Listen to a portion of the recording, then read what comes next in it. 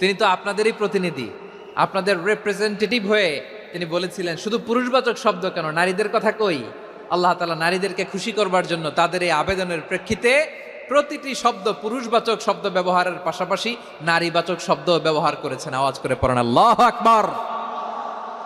তার মানে নেক আমল করলে, ভালো কাজ করলে, সৎ কর্ম করলে সেটাতে নারী আর পুরুষ সমান। পুরুষ ইবাদত করলে যেই সওয়াব, নারীরা করলেও সেই সওয়াব। পড়েন সুবহানাল্লাহ। That means women has been given extra attention in this verse. Subhanallah, how sensible Islam is and how lucky we are. আমরা কত লাকি। নারীদের প্রতিনিধি উম্মে সালামা বলার সাথে সাথে তাদেরকে খুশি করার জন্য আল্লাহ পুরুষবাচক শব্দের পাশাপাশি নারীবাচক শব্দ দিয়ে একটা গোটা আয়াত নাজিল করেছেন। পড়েন সুবহানাল্লাহ। তাহলে আসুন আমরা দেখি কোন 10টি বৈশিষ্ট্য আল্লাহ